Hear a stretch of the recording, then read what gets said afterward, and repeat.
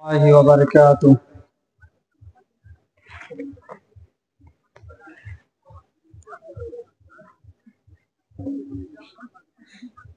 إن الحمد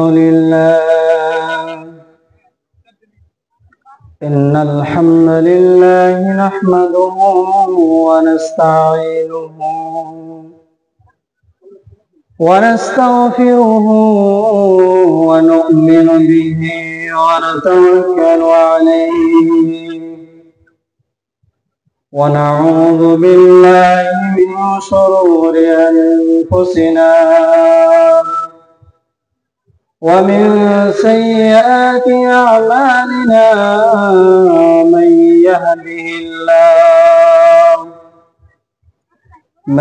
يهده الله فلا مضل له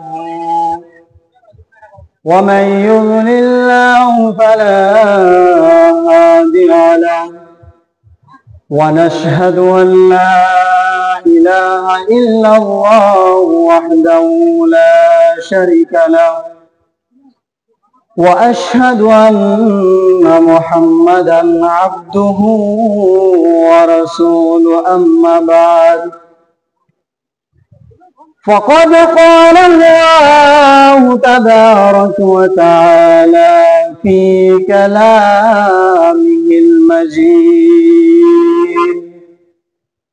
والفرقان الحميد. أعوذ بالله من الشيطان الرجيم. بسم الله الرحمن الرحيم. إن جهنم كانت مرصادا للطاغين مآبا لابثين فيها أحقابا لا يذوقون فيها بردا ولا شرابا. القرآن.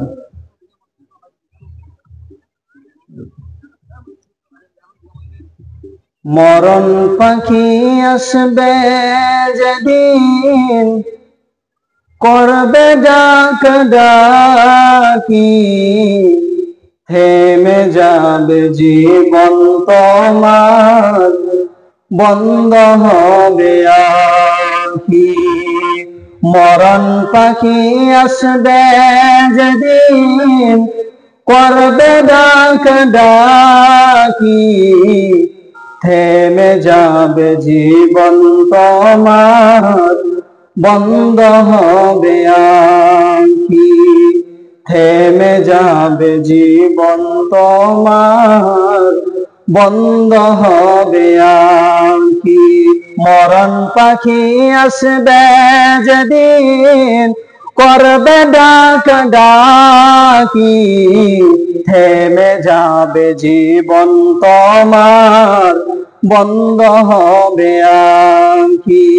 থেমে যাবে জীবন তোমার বন্ধ হবে আখি। ওরে মন থেমে যাবে জীবন তোমার বন্ধ হবে আখি। দুনিয়াতে আছো তুমি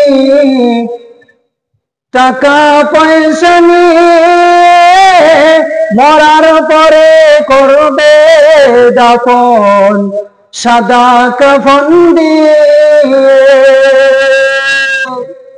দুনিয়াতে আছো তুমি টাকা পয়সা নিয়ে মরার পরে করবে দাফন সাদা কাফন দিয়ে। যাইবে তুমি খালি হাতে যাইবে তুমি খালি হাতে পরে রবে সবই থেমে যাবে জীবন তোমার, বন্ধ হবে আঁখি। থেমে যাবে জীবন তোমার, বন্ধ হবে আঁখি। মরণ পাখি আসবে যেদিন, করবে ডাকাডাকি। থেমে যাবে জীবন তোমার, বন্ধ হবে আঁখি। আমল চোরে করা মারি, সময় যে আর নাই। মরণ পাখি ডাক দিলে রবে না উপায়। আমল চোরি করি, সময় যে আর নাই। মরণ পাখি ডাক দিলে রে রবে না পায়। খাঁচা থেকে উড়ান দিবে, খাঁচা থেকে উড়ান দিবে, সবে রবে পরে। থেমে যাবে জীবন তোমার, বন্ধ হবে আঁখি। মরণ পাখি আসবে যেদিন, করবে ডাকাডাকি। থেমে যাবে জীবন তোমার, বন্ধ হবে আঁখি। থেমে যাবে জীবন তোমার, বন্ধ হবে আঁখি। উপস্থিত সম্মানীয় শ্রদ্ধেয় আজকের সবার সভাপতি ও আমার সামনে বসে থাকা দিনী ভাইয়েরা ও পর্দার আড়ালে বসে থাকা আমার মা বোনেরা, সর্বপক্ষে সেই মহান আল্লাহ সুবহানাহু ওয়া তাআলার প্রশংসা করি, যে মহান আল্লাহ সুবহানাহু ওয়া তাআলা আমাদেরকে এই মাহফিলে কবুল করেছেন, এই মাহফিলে আমাদেরকে বসার সুযোগ দান করেছেন। সকলে মুহাব্বাতান বলি আলহামদুলিল্লাহ। তারপরে পরে আমাদের ধর্মের গুরু, ধর্মের নেতা, আকায়ে নামদার তাজদারে মদিনা আহমদ মুস্তফা, মুহাম্মদ মুস্তফা, নবী আহমদ মুহাম্মদ, সকলে বলি সাল্লাল্লাহু আলাইহি ওয়াসাল্লাম। তার উপর হাজার হাজার দরুদ বর্ষিত হোক। আরেকবার উচ্চ স্বরে বলি আল্লাহুম্মা সাল্লি আলাইহি, আল্লাহুম্মা বারিক আলাইহি। আজকে আপনাদের সামনে আমি কিছুক্ষণ আগে কোরআন কারীম থেকে কিছু আয়াত তেলাওয়াত করেছি, সূরা নাবা থেকে। তো এই কোরআনের আয়াতকে সামনে রেখে আজকে আমার বক্তব্যকে আমি ইতি করব। আমা তৌফিক ইল্লা বিল্লাহ। আজকে যারা আমরা এই মাহফিলে এসেছি, এই জালসার মধ্যে এসেছি, সকলেই জানি, এমন কেউ জানে না যে নামাজ পড়তে হয় না। এমন কেউ আছে যে আজকে আমরা নতুন শুনলাম যে নামাজ পড়তে হয়, এরকম কেউ পাওয়া যাবে না। সমস্ত জায়গায়, মসজিদে, মাদ্রাসায়, জালসায়, কনফারেন্সে, অনেক জালসায় আমরা শুনে আসছি যে কি নামাজ পড়তে হবে, নামাজ পড়তে হবে। তো এরপরেও মানুষ নামাজ পড়ে না কেন? এরপরেও মানুষ নামাজ পড়ছে না কেন? কারণটা কি? মানুষ কি জানে না যে নামাজ পড়তে হবে? এই জ্ঞানটা কি মানুষের মধ্যে নাই? মানুষের জ্ঞান আছে, মানুষ জানে যে নামাজ পড়তে হবে, না হলে জাহান্নামে যাওয়া লাগবে। মানুষ জানে, এরপরেও মানুষ নামাজ পড়ছে না। কারণটা কেন? কারণটা হচ্ছে জাহান্নামের মানুষের মধ্যে ভয় নাই। কি নাই? জাহান্নামের ভয় নাই। এর কারণে মানুষ আজকে নামাজ পড়ছে না। যদি জাহান্নামের ভয় থাকতো তাহলে মানুষ নামাজ পড়তো। জাহান্নামের যদি ভয় থাকতো তাহলে মানুষ কি করত? নামাজ পড়ার জন্য কি করত? আগ্রহ করত। মানুষ নামাজের জন্য কিছু জানে না, মানুষ নামাজের সমস্ত মাসলা মাসাইল জানে না, এরপরও মানুষ কি করছে? মানুষ নামাজ পড়ে না কেন? তো এর কারণটা হচ্ছে মানুষের মধ্যে জাহান্নামের ভয় নাই। জাহান্নামের ভয় না থাকার কারণে আজকে আমরা নামাজ পড়ি না। যদি জাহান্নামের ভয় থাকতো তাহলে মানুষ কি করতো? রাত 12টা হলো যে মানুষ নামাজ পড়তে জানে না, ইমাম সাহেবের গ্রামের ইমাম সাহেবের কাছে গিয়ে বলতো, ইমাম সাহেব আমাকে নামাজ শিক্ষা দেন, আজকে আমাকে জাহান্নামের ভয় লেগেছে, আমাকে জাহান্নামে যাওয়া লাগবে, যদি নামাজ না পড়ি জাহান্নামে যাওয়া লাগবে। এই ভয় যদি মানুষের মধ্যে আসে তাহলে সেই ব্যক্তি রাত 12টা হলো ইমাম সাহেবের কাছে যাবে। অতএব আমরা যাচ্ছি না কেন? আমাদের মধ্যে জাহান্নামের ভয় নাই। এর কারণেই আজকে আমরা কি করছি? নামাজের জন্য আগ্রহ হই না, মসজিদের মধ্যে যাই না, নামাজ পড়ি না। তো জাহান্নাম জাহান্নাম জাহান্নাম, জাহান্নাম সুসংবাদ না দুঃসংবাদ? বলেন। জাহান্নাম একটা দুঃসংবাদ। আমরা সকলেই জানি যে জাহান্নাম দুঃসংবাদ। জাহান্নামে যাওয়া হবে, জাহান্নামে যেখানে আগুন দিয়ে মানুষকে পুরানো হবে, ওই জায়গাটার নাম হচ্ছে জাহান্নাম। এটা দুঃসংবাদ দুনিয়াতে, কিন্তু দার্শনিক বলছে, গবেষক বলছে, মুফাসসিরিন বলছে জাহান্নামের সংবাদ দুঃসংবাদ নয়। জাহান্নামের সংবাদ দুঃসংবাদ নয়, জাহান্নামের সংবাদটা দুনিয়াতে হলো সুসংবাদ। কেন? একটা উদাহরণ দিই, যে একটা 5 বছরের বাচ্চা মাদ্রাসায় যাবে না, তার মা গোসল করিয়ে দেওয়ার পরে বলছে বেটা মাদ্রাসায় যা। আব্বু মাদ্রাসায় যা, বলছে যাব না মা, যাব না, যাব না, বলছে যা মাদ্রাসায় যা, বলছে যাব না। এরপরে মা আদর করে বলছে, এরপরে বলছে আসুক তোর বাবা, তারপর তোকে দেখাবে।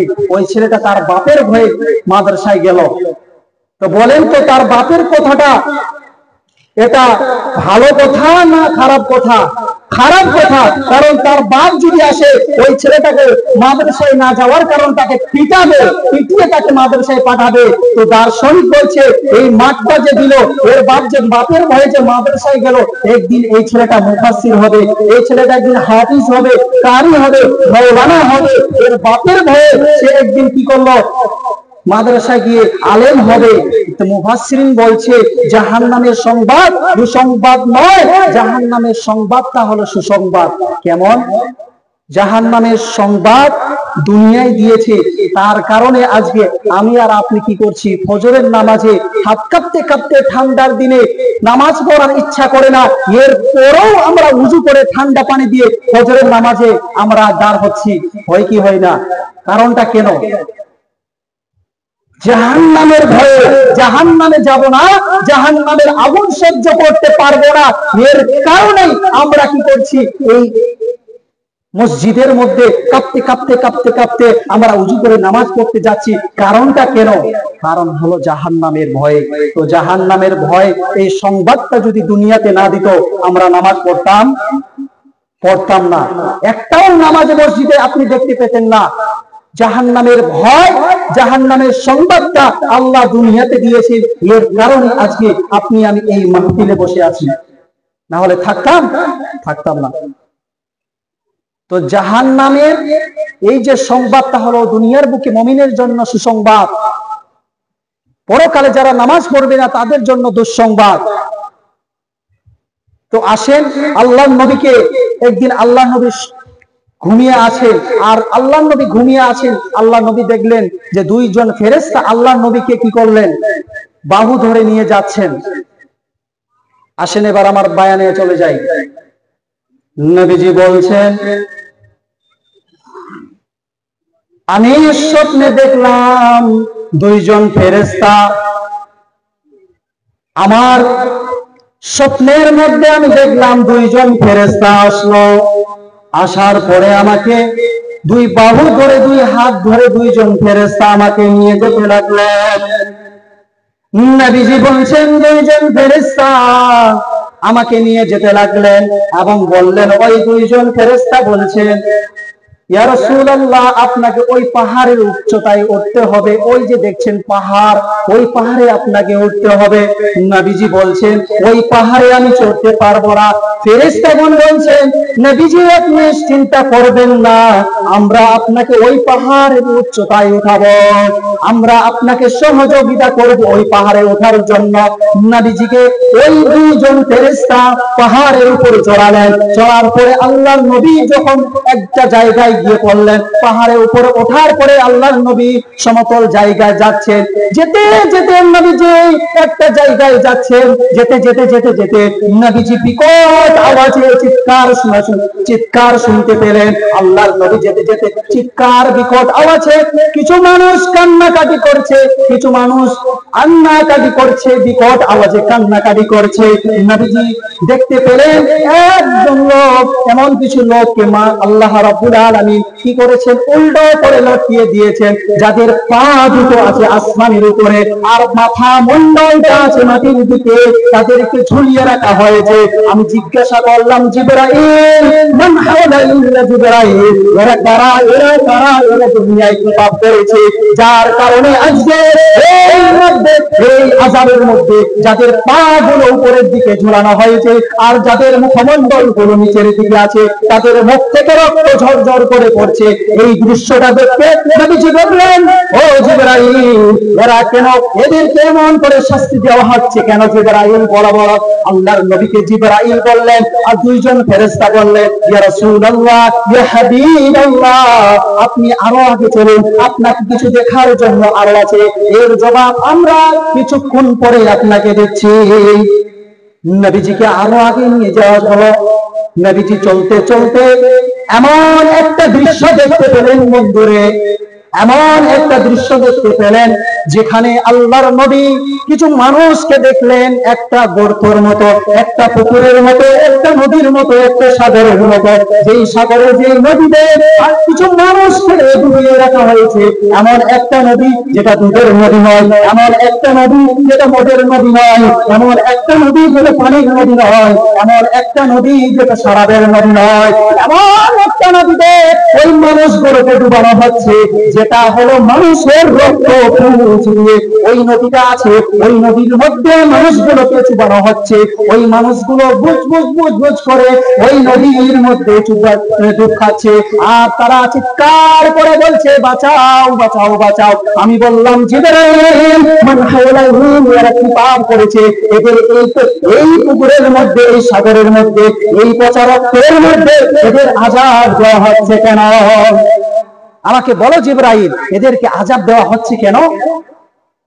নবীজিকে বলা হলো, ইয়া রাসূলুল্লাহ, ইয়া হাবিবাল্লাহ, নবী আপনি আরো আগে বাড়ুন, আপনি আরো আগে বাড়ুন, বাড়ুন, সামনে চলুন, আপনাকে আরো কিছু দেখানোর রয়েছে। নবীজিকে আরো সামনের দিকে নিয়ে যাওয়া হলো।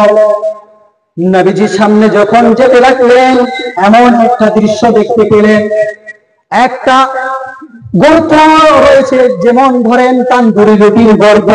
ওই গর্তের মধ্যে নবীজি দেখলেন যে কিছু সংখ্যক পুরুষ এবং নারী উলঙ্গ অবস্থায় রয়েছে। কিছু পুরুষ এবং নারী উলঙ্গ অবস্থায় রয়েছে, তাদের শরীরে কাপড় নাই, পুরুষের গায়ে কাপড় নাই, মহিলার গায়ে কাপড় নাই, উলঙ্গ অবস্থায় তারা ওই গর্তের মধ্যে আগুন যেখানে রয়েছে, আগুন নিচ থেকে দাউ দাউ করে উপরের দিকে উঠছে। যখন আগুন উপরের দিকে উঠছে তখন ওই পুরুষ ওই নারীরা জমাট হয়ে আগুনের তাপে দাউ দাউ করে উপরের দিকে উঠছে। যখন আগুনের তেজ কমে যাচ্ছে তখন আবার ওই চুলার মধ্যে, আবার ওই গর্তের মধ্যে, আবার নিচের দিকে চলে যাচ্ছে। তারা চিৎকার করে কান্নাকাটি করছে। নবীজি বলছেন, জিবরাইল বলো বলো বলো, এরা দুনিয়ার মধ্যে কি পাপ করেছে, এরা দুনিয়ার মধ্যে কি গুনাহ করেছে, এই পাপী বান্দাদেরকে এত আযাব দেওয়া হচ্ছে কেন জিবরাইল বলো? ফেরেশতাগণ বলল, ইয়া রাসূলুল্লাহ, ইয়া হাবিবাল্লাহ, নবী, আপনি আরো আগে বাড়ুন, আপনি আরো সামনে চলুন, আপনি আরো সামনে চলুন। এই প্রশ্নের জবাবটা আপনাকে আরো দেওয়া হবে। নবীজি যখন আগে বাড়লেন, আগে যেতে যেতে সামনের দিকে যখন নবী গেলেন, তখন এমন একটা দৃশ্য দেখতে পেলেন জাহান্নামের মধ্যে এমন একটা দৃশ্য দেখতে পেলেন, যেখানে কিছু সংখ্যক মানুষ চিৎকার করে কান্নাকাটি করছে, মা রে বাপ রে বলে চিৎকার করছে, চিৎকার করে কান্নাকাটি করছে, বলছে বাঁচাও বাঁচাও বাঁচাও, এই আযাব আমরা সহ্য করতে পারি না। নবীজি যখন এই দৃশ্য দেখলেন, দেখার পরে আল্লাহর নবী জিবরাইলকে বলেন, জিবরাইল, মান হাওলাইন, এরা কি পাপ করেছে, দুনিয়ার বুকে এরা কি পাপ করেছে, যার কারণে আজকে এদেরকে এত ভয়াবহ শাস্তি দেওয়া হচ্ছে, বলো জিবরাইল বলো।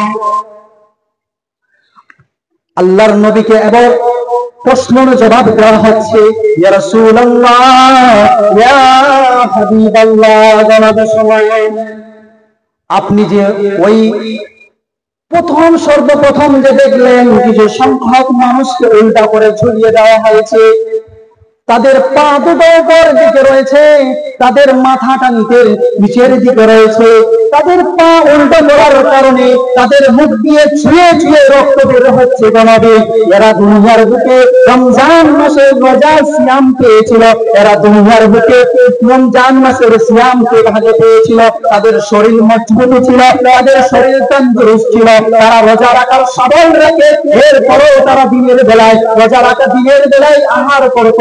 এর কারণে আজকে আল্লাহ রাব্বুল আলামিন এদেরকে উল্টো করে দিয়ে এদেরকে আযাব দিচ্ছেন এই জাহান্নামের মধ্যে।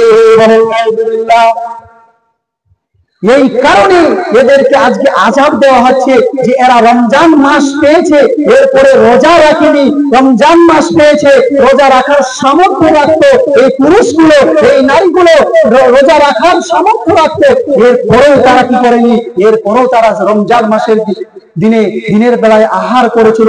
এর কারণে আজকে এদেরকে এই আযাব দেওয়া হচ্ছে, ভয়াবহ আযাব দেওয়া হচ্ছে।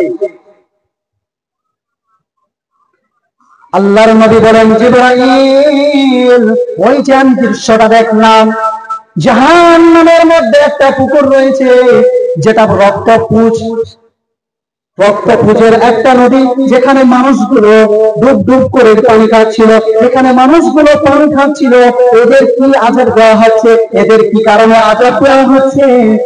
জিবরাইল বলো আল্লাহর নবীকে, জিবরাইল আল্লাহর নবীকে বলে, ইয়া রাসূলুল্লাহ, ইয়া হাবিবাল্লাহ, নবী শুনেন, এরা দুনিয়ার বুকে সুদের সঙ্গে জড়িত ছিল, এরা দুনিয়ার বুকে সুদ খেত, এরা দুনিয়ার বুকে সুদের সঙ্গে সম্পর্ক ছিল, এরা দুনিয়ার বুকে মানুষকে সুদ দিত, সুদ নিত।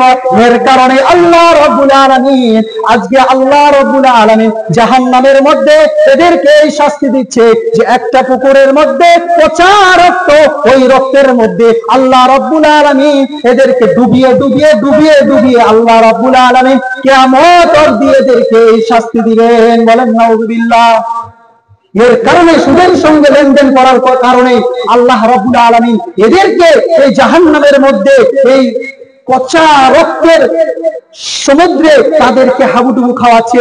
যখন তারা বাঁচার জন্য সমুদ্রের ধারেতে আসে, তখন কিছু সংখ্যক ফেরেশতা পাথর দিয়ে তাদেরকে মেরে আবার তাদেরকে বীজ সমুদ্রে পাঠিয়ে দিচ্ছে, এবং তারা ডুবে ডুবে ডুবে পচা রক্ত খাচ্ছে। দুনিয়াতে সুদ খেত, দুনিয়াতে সুদের সঙ্গে সম্পর্ক ছিল, তার জন্য আমার রব তাকে জাহান্নামের মধ্যে ওই পচা রক্ত সুদের কারণ তাকে ওই পচা রক্তের নদীতে তাকে আল্লাহ রাব্বুল আলামিন আযাব দিবেন। আল্লাহ নবী বলেন, ও জিবরাইল, আমি বুঝতে পারলাম এদেরকে এই কারণে আযাব দেওয়া হচ্ছিল, কিন্তু আমি যে ওই কবর জাহান্নামের মধ্যে দৃশ্যটা দেখতে পেলাম, যেখানে কিছু সংখ্যক নারী এবং পুরুষ উলঙ্গ অবস্থায় তাদেরকে কি করা হচ্ছে, ওই মাটি থেকে, ওই মাটির গর্ত থেকে উপরে উঠছে, আযাব আগুনের দিকে উপরে উঠছে। আবার যখন আগুনটা নিচের দিকে আসে, আবার তারা ওই আগুনের গর্তের মধ্যে পড়ে যাচ্ছে। ওই দৃশ্যটা এদেরকে কি কারণের জন্য, কি গুনাহের জন্য শাস্তি দেওয়া হচ্ছে? নবীজিকে বলা হলো, ইয়া রাসূলুল্লাহ, ইয়া হাবিবাল্লাহ গো নবী শুনেন, ইয়া রাসূলুল্লাহ আপনি শুনেন শুনেন শুনেন, আপনার ওই উম্মতিদেরকে এই কারণে জাহান্নামের মধ্যে ওই চুলার মধ্যে আযাব দেওয়া হচ্ছে। কারণটা হলো এরা দুনিয়ার বুকে জেনার সঙ্গে সম্পর্ক ছিল। এই পুরুষরা জেনার সঙ্গে দুনিয়ার বুকে জেনার সঙ্গে সম্পর্ক ছিল, এই নারীর জেনার সঙ্গে সম্পর্ক ছিল।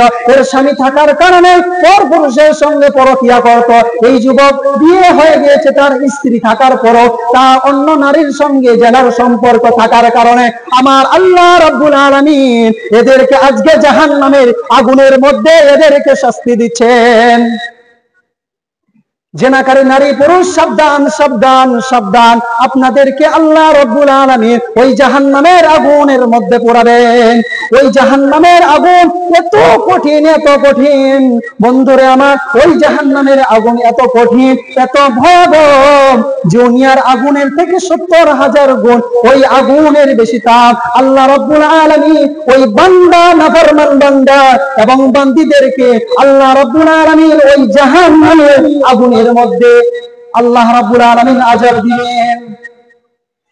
আল্লাহ রাসূল সাল্লাল্লাহু আলাইহি ওয়াসাল্লাম বলেন, জিবরাইল বুঝলাম এই সমস্ত মানুষদেরকে এই কারণে আযাব দেওয়া হচ্ছে, কিন্তু জাহান্নামের মধ্যে দেখলাম এমন একটা দৃশ্য, যে দৃশ্যটা দেখার পরে আমার অনেক মায়া হলো, অনেক দয়া হলো। কি দৃশ্য আমি দেখলাম, জাহান্নামের মধ্যে কিছু সংখ্যক মানুষ তাদের মুখের মধ্যে লোহার হাতুড়ি নিয়ে, লোহার কালফা নিয়ে, লোহার জিনিস নিয়ে দুই গাল নিজে নিজেই তারা ফেলে দিচ্ছে, দুই গাল তারা নিজে নিজেই ছিঁড়ে ফেলে দিচ্ছে। কারণ কি এরা কি পাপ করেছে? এরা দুনিয়ার বুকে কি পাপ করেছে? জিবরাইল বলো আমাকে। আল্লাহর নবীকে বলা হয়, ইয়া রাসূলুল্লাহ ইয়া হাবিবাল্লাহ গো নবী শুনেন, ওই আপনার বান্দা, ওই আপনার উম্মত, ওই উম্মতিদেরকে যারা মানুষের গীবত করে বেড়াতো, যারা মানুষের গীবত করতো, যারা দুনিয়ার বুকে গীবত করতো, ভাই ভাইয়ের গীবত করতো, বউ তার শাশুড়ির গীবত করতো, বউ তার শাশুড়ির গীবত করতো, তার স্বামীর গীবত করতো। ওরে দুনিয়ার মুসলমান, যে যেখানে বসে গীবত করে, চায়ের আড্ডায় বসলে গীবত করে, বাজারে গেলে গীবত করে, গীবত এমন একটা আজকে হয়ে গিয়েছে, মানুষ পাশাপাশি বললেই আজকে গীবত শুরু হয়ে যায়। এই গীবতের কারণে আল্লাহ রাব্বুল আলামিন কিয়ামতের ময়দানে ওই মানুষদেরকে, যারা নিজের গলফা নিজে ছিঁড়ে ফেলছে, ওই মতন করে আল্লাহ রাব্বুল আলামিন ওই সমস্ত বান্দাদেরকে যারা দুনিয়ার বুকে গীবত করবে, গীবতের সঙ্গে সম্পর্কিত থাকবে, গীবত করবে, আল্লাহ রাব্বুল আলামিন কিয়ামতের ময়দানে ওই সমস্ত বান্দা বান্দীদের তারা কি করবে? নিজের গলফাগুলো ছিঁড়ে ফেলবেন। তারা কি করবে? নিজের গালফাগুলো নিজে নিজেই ছিঁড়ে ফেলতে।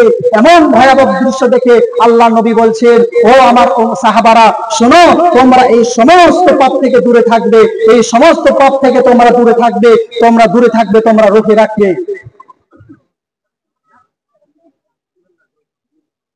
আল্লাহ তাবারক ওয়া তাআলা আমাদেরকে এই সমস্ত পাপ থেকে আমাদেরকে বাঁচার তৌফিক দান করো। সকলে বলি আমিন।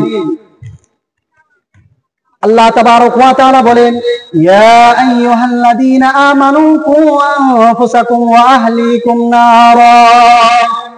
হে দুনিয়ার মানুষ শুনে রাখো, ইয়া আইয়ুহাল্লাযীনা আমানু, যারা ঈমান এনেছো, আমানতু বিল্লাহি ওয়া মালাইকাতিহি, আল্লাহর উপর ঈমান এনেছো যারা, শোনো, আমানতু বিল্লাহি ওয়া মালাইকাতিহি, রাসূলের উপর ঈমান এনেছো, ওয়া কুতুবিহি ওয়া রাসূলিহি ওয়াল ইয়াউমিল আখির ওয়াল কদরি খায়রি শাররি মিনাল্লাহি তাআলা, যারা তোমরা ঈমান এনেছো আল্লাহর উপরে, যারা তোমরা ঈমান এনেছো রাসূলের উপরে, যারা তোমরা ঈমান এনেছো কিতাবের উপরে, শুনে নাও শুনে রাখো, আমি আল্লাহ রাব্বুল আলামিন বলে দিলাম, তোমরা কি করো? কু আনফুসাকুম ওয়া আহলিকুম নারা, কু আনফুসাকুম ওয়া আহলিকুম নারা, তোমরা কি করো? তোমরা নিজে বাঁচো, ওয়া আহলিকুম, তোমার আহলে পরিবার, তোমার সন্তান, তোমার সন্ততি, তোমার ছেলে, তোমার মেয়ে, তোমার বউ, তোমার মা, তোমার বাপ, তুমি কি করো? নারা, জাহান্নামের আগুন থেকে বাঁচাও। উদাহরণস্বরূপ শুনে রাখেন, যে আজকের এখানে মাহফিল, আজকের এখানে জালসা, আজকে আমি জালসা করছি, এমন সময় আপনার ছোট ছেলে আপনাকে ফোন করে বলছে, বারবার ফোন করছে আপনার ছোট ছেলে আপনাকে, ফোন করে যাচ্ছে, আপনি জালসার প্যান্ডেলে বসে আছেন, আর আপনার সন্তান বারবার ফোন করছে, আর ফোন করে বলছে, ফোন ধরার পরে আপনি যখন বিরক্ত হয়ে ফোনটা ধরলেন, ধরার বলছে, আপনার ছোট ছেলে ফোন থেকে বলছে, আবাজি বাড়িতে এসো, আবাজি, আব্বাজি বাড়িতে এসো, তাড়াতাড়ি আসো, এক্ষুনি আপনি বাড়িতে আসো। কেন রে বেটা, কি হয়েছে? জালসার প্যান্ডেলে বসে আছি রে বেটা, জালসার প্যান্ডেলে বসে আছি রে বেটা, জালসার প্যান্ডেলে বসে আছি রে বেটা, এখন যেতে পারবো না। না আবাজি, আপনি এখনই আসুন। এই কথা শুনে যখন আপনার ছোট ছেলে বারবার তলব করছে, বারবার যাচ্ছে আপনাকে, আপনি বাড়িতে যাবেন, বাড়িতে যাওয়ার পরে আপনার ছোট ছেলে একটা লিস্ট দিচ্ছে, একটা কাগজ দিচ্ছে, আপনি চশমা লাগিয়ে তাড়াতাড়ি ওই কাগজটা দেখলেন। দেখার পরে আপনি দেখলেন যে গতকাল এই লাইন বাজারে একটা দোকান ডাকাতি হয়েছে, তো ডাকাতির লিস্টে আপনার বড় ছেলের নামটা লিস্টে চলে এসেছে। থানা থেকে নোটিশ এসছে, আপনার বড় ছেলেকে কালকে ইটাহার থানায় আপনাকে হাজিরা দিতে হবে। তো আপনি সুস্থ মানুষ, জালসা শুনছিলেন, আপনি এখন পেরেশান হবেন কি হবেন না? সুস্থ মানুষ পেরেশান হয়ে গেলেন আপনি। কোথায় মেম্বার, কোথায় প্রধান, কোথায় এমপি, কোথায় মন্ত্রী, কোথায় কে আসো, তাড়াতাড়ি এসো, রাত লাগিয়ে দিবে যেন আমার ছেলেটা যেন জেলে না যায়, আমার ছেলেটা যেন ইটাহার থানায় যেন উপস্থিত না হতে হয়, এমন কিছু মেম্বারের দ্বারায়, প্রধানের দ্বারায় কি করবো, এমন যেন আমার ছেলেটা যেন না ওই ইটাহার থানায় যেতে হয়। তো এটা কি? আল্লাহ বলছে, এত তলব, এত পেরেশানি, এত তলব কেন, এত পেরেশানি কেন? সুস্থ মানুষ অসুস্থ কেন, এত পেরেশানি কেন হয়ে গেল? আল্লাহকে বলছে এটা সন্তানের প্রতি তার পিতা মাতার ভালোবাসা। আল্লাহ বলছেন, না না না, ওটা ভালোবাসা নয়, ওটা ভালোবাসা নয়। আমার নবী আসল ভালোবাসা হলো, আমার নবী তোমাদের বাড়িতে একটা লিস্ট দিয়ে দিয়েছেন, একটা নোটিশ পাঠিয়ে দিয়েছেন। আমার নবী তোমাদের বাড়িতে একটা নোটিশ পাঠিয়ে দিয়েছে। ওই নোটিশটা কি? আব্দুর রহমান, তুমি নামাজ পড়ো, তোমার ছেলে নামাজ পড়ে না। আব্দুর রহমান, তোমার স্ত্রী নামাজ পড়ে, তোমার মেয়ে নামাজ পড়ে না। আব্দুর রহমান, তুমি নামাজ পড়ো, তোমার ছেলে নামাজ পড়ে না। এই নোটিশটা আল্লাহর নবী, আল্লাহ রাব্বুল আলামিন তার নবীর দ্বারাই আমাদের বাড়িতে বাড়িতে পৌঁছিয়ে দিয়েছে যে ছেলে নামাজ পড়ে না, বাপ নামাজ পড়ে, মা নামাজ পড়ে, মেয়ে নামাজ পড়ে না। অতএব বন্ধুরে, ওই সমস্ত ছেলেকে জাহান্নামে যেতে হবে, ওই মেয়েকে জাহান্নামে যেতে হবে। যদি পিতার ভালোবাসা এতই থাকতো, তাহলে তার সন্তানকে সে কি করত? জাহান্নামে যেতে রুখে রাখতো, তার সন্তানকে নামাজ পড়তে বাধ্য করত। যদি না নামাজ পড়তো, পিটিয়ে নামাজ পড়তো। কিন্তু আল্লাহ বলছে, দুনিয়ার ভালোবাসা পিতা মাতা ভালোবাসতে পারে নাই, ওই ভালোবাসা আসল ভালোবাসা নয়, ওই ভালোবাসা আসল ভালোবাসা নয়। এই ভালোবাসা যদি সন্তান, যদি পিতা মাতা যদি তার সন্তানদেরকে যদি নামাজ পড়াতে বাধ্য করতে পারে, ওই জাহান্নামের আগুন থেকে যদি বাঁচাতে পারে, তাহলে এটাই হলো প্রকৃত ভালোবাসা, এটাই হলো প্রকৃত ভালোবাসা। দুনিয়ার ভালোবাসা কোনো ভালোবাসা নয়। জাহান্নামের, রবের জাহান্নাম থেকে বাঁচার, রবের জাহান্নাম থেকে তার সন্তানকে বাঁচাবে, এটাই হলো প্রকৃত ভালোবাসা। আল্লাহ রাব্বুল আলামিন সূরা নাবার মধ্যে বলছেন, ইন্না জাহান্নামা কানাত মিরসাদা লিত্তাগিনা মাআবা। এ দুনিয়ার মানুষ শুনে রাখো, শুনে রাখো, ইন্না জাহান্নামা কানাত মিরসাদা, আমি আল্লাহ রাব্বুল আলামিন ইন্না জাহান্নামা, নিশ্চয় জাহান্নামকে আমি গোপন ফাঁদ করে দিয়েছি, গোপন ফাঁদ রেডি করে রেখেছি। যেই কাফের, যেই মুশরিক নামাজ পড়ে না, যেই কাফের নামাজ পড়বে না, যেই মুশরিক নামাজ পড়ে না, যেই কাফের নামাজ পড়ে না, তার জন্য আমার জাহান্নাম হলো গোপন ফাঁদ, আমার জাহান্নাম হলো গোপন ফাঁদ। যেই দিন মরবি, আমার গোপন ফাঁদে এসে পড়বে, যেই দিন দুনিয়ায় থেকে বিদায় নিবি, আমার জাহান্নাম তোমাদের জন্য ধরার জন্য ফাঁদ পেতে আছে। ওই দিন আমি আল্লাহর জাহান্নাম গোপন ফাঁদ রেডি করে রেখেছি। ওই গোপন ফাঁদে তোমাদেরকে পা দিতে হবে, আমার জালে আটকা দিতেই হবে। ওই দিন বাঁচার পথ নেই, মাথা ঠুকেও মরে গেলে আমি আল্লাহ তোমাদের জান্নাত দেব না, দেব না। আল্লাহ রাব্বুল আলামিন বলছেন, হে দুনিয়ার মানুষ শুনে রাখো, হে দুনিয়ার মানুষ শুনে রাখো, জাহান্নাম এমন একটা জায়গা যেই জায়গায় মানুষ সহ্য করতে পারে না। জাহান্নাম এমন একটা জায়গা যেখানে মানুষ তার শরীরের চামড়াকে পোড়াতে পারবে না। জাহান্নাম এমন একটা জায়গা যেখানে তার চামড়াকে, তার পশমকে পোড়াতে পারবে না। এমন তেজ, এমন জাহান্নামের আগুন, এত কষ্টদায়ক জাহান্নামের আগুন, জাহান্নামের আগুনে আপনি আমি থাকতে পারবো না। আল্লাহ রাব্বুল আলামিন বলছেন, সন্তানদের জন্য ওসিয়ত করে বলছেন, হুমা জান্নাতুকা ওয়া নারুকা। হে দুনিয়ার সন্তান, শোনো শোনো শোনো, হুমা জান্নাতুকা ওয়া নারুকা। তোমার মা বাবাই তোমার জান্নাত, তোমার মা বাবাই তোমার জাহান্নাম। কেন রে মুসলমান, কেন? আল্লাহ রাব্বুল আলামিন সূরা বানী ইসরাঈলের মধ্যে বলেন, ওয়া কাদা রাব্বুকা আল্লা তা'বুদু ইল্লা ইয়াহু ওয়া বিল ওয়ালিদাইনি ইহসানা। আমি আল্লাহর পরে আমার বান্দাকে আমি কি করেছি? অর্ডার করেছি। আমি আল্লাহর ইবাদতের পরে পরে আমার বান্দাদেরকে আমি কি বলে দিয়েছি? আমার উম্মতদেরকে, আমার বান্দাদেরকে আমি নসিহত করেছি, অর্ডার দিয়েছি, তোমরা পিতা মাতার সেবা করবে। তোমরা পিতা মাতার সেবা করবে। কেন করবে? তোমরা পিতা মাতার সেবা করবে। আমার পরে তোমরা কি করবে? তোমরা পিতা মাতার সেবা করবে। প্রশ্ন এখন যে কেন সেবা করব পিতা মাতার? তো আল্লাহ তাবারক ওয়া তাআলা বলেন, ওয়াসাইনাল ইনসানা বিওয়ালিদাইহি হামালাতুহু উম্মুহু ওয়াহনান আলা ওয়াহনি ওয়া বিসালুহু ফি আমাইনি আশকুরনি ওয়া লিওয়ালিদাইহি ওয়া ইলাইয়াল মাসির। আল্লাহ রাব্বুল আলামিন জানিয়ে দিলেন, হে দুনিয়ার মানুষ শুনে রাখো, শুনে রাখো, শুনে রাখো, ওয়াসাইনাল ইনসান, আমি মানুষকে অর্ডার দিয়ে দিয়েছি, বিওয়ালিদাইহি হামালাতুহু উম্মুহু ওয়াহনান আলা ওয়াহনি ওয়া বিসালুহু في عامين يشكر لي ولوالديك। তার তোমরা তোমার পিতা মাতার সেবা করো, আনুগত্য করো, তোমরা তোমার পিতা মাতার সেবা করো। কেন কেন কেন রে মুসলমান, কেন সেবা করব? আল্লাহ রাব্বুল আলামিন জানাইলেন যে তোমরা, তোমার মা তোমাকে 10 মাস 10 দিন ধরে গর্ভের মধ্যে রেখেছে। তোমার মা তোমাকে 10 মাস 10 দিন ধরে গর্ভে রেখেছে। এর কারণে তুমি কি করো? তোমার মা বাপের সেবা করো। আল্লাহ নবীর সাহাবা একজন আসলেন, নবীকে জিজ্ঞাসা করলেন, ইয়া রাসূলুল্লাহ, ইয়া হাবিবাল্লাহ, আমার কাছে উত্তম আচরণ পাওয়ার অধিকার কে রাখে? আল্লাহর নবী বললেন, ওয়ালা উম্মুকা, তোমার মা, তোমার মা।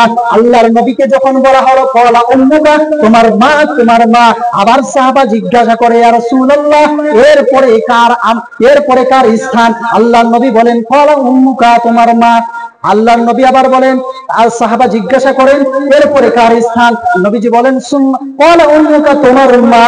আল্লাহর নবী তিনবার মায়ের কথা বললেন, মা মা মা। কেন বললেন রে মুসলমান, শুনে নাও। আল্লাহর নবী বলেন, 3 বার মা মা বলার কারণ হচ্ছে তাই যে আল্লাহ তাবারক ওয়া তাআলা মা 10 মাস 10 দিন গর্ভের মধ্যে রেখেছে। কত কষ্ট না করেছে? মা 10 মাস 10 দিন গর্ভের মধ্যে ধরেছে। ওই মা কতদিন খেতে পায়নি?